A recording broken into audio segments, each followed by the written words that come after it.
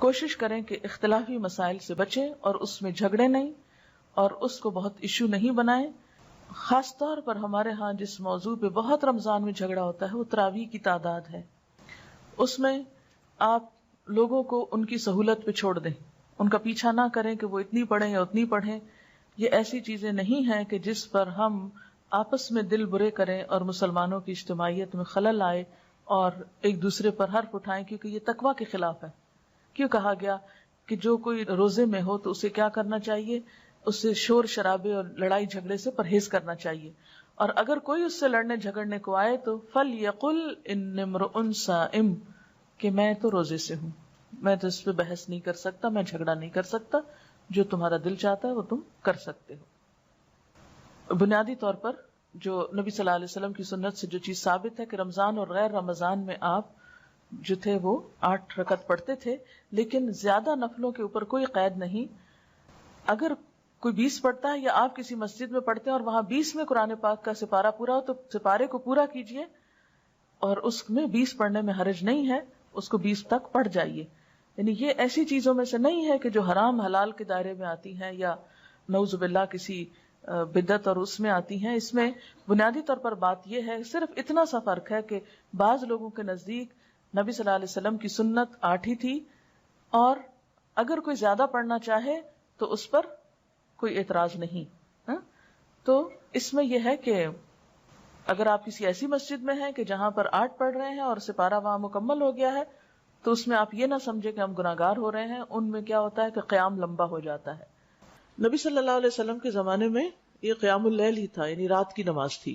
اور تراویح اس لیے کہتے ہیں کہ جب حضرت عمر رضی اللہ عنہ نے اس کی باقاعدہ جماعت کا آغاز کیا تو پھر 4 رکعت کے بعد لوگ تھوڑا سا آرام کرتے تھے. آرام سے مرادی کہ تھوڑا سانس لیتے، پھر اس کے بعد 4 اور پھر 4، تو اس لیے اس کا نام تراویح پڑا، یعنی وہ نماز جو تھوڑے تھوڑے وقفوں کے ساتھ ادا کی جاتی ہے. اور یہ نبی صلی اللہ علیہ وسلم کے قول اور فعل دونوں سے ثابت ہے. آپ اپنے صحابہ کو قیام رمضان کی ترغیب دیتے. تراویح جماعت کے ساتھ پڑھنا زیادہ افضل ہے.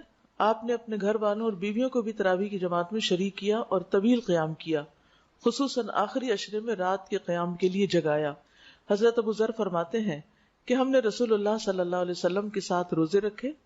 آپ نے 23ویں رات تک ہمارے ساتھ رات کی نماز نہیں پڑھی، پھر 23ویں رات کو ہمیں لے کر کھڑے ہوئے، یہاں تک کہ 1/3 رات گزر گئی، 1/3، اتنا لمبا قیام کیا. پھر 24ویں رات کو نماز نہیں پڑھائی، لیکن 25ویں رات کو آدھی رات تک نماز تراویح پڑھے، پہلے سے بھی زیادہ لمبا. ہم نے عرض کیا یا رسول اللہ صلی اللہ علیہ وسلم، ہماری آرزو تھی کہ آپ باقی رات بھی ہمارے ساتھ نوافل پڑھتے. آپ صلی اللہ علیہ وسلم نے فرمایا، جو شخص امام کے ساتھ اس کے فارغ ہونے تک نماز میں شریک رہا اس کے لیے پوری رات کا قیام لکھ دیا گیا.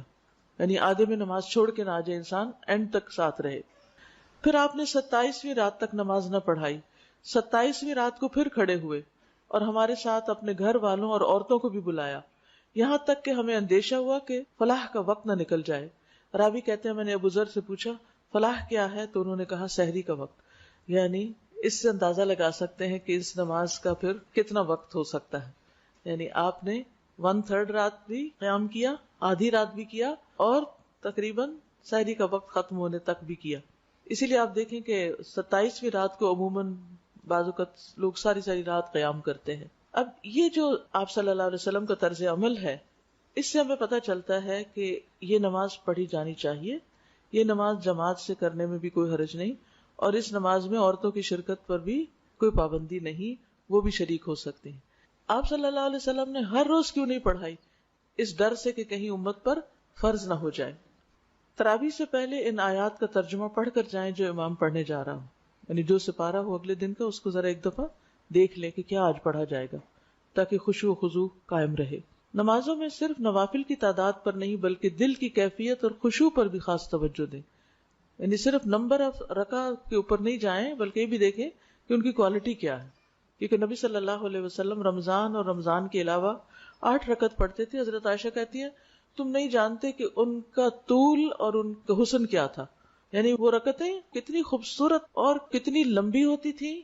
تو بعض اوقات ایک میراتھن ریس لگی ہوئی ہوتی ہے، بس کھڑے ہوئے بیٹھے اٹھے 20 پوری کی ختم کیا.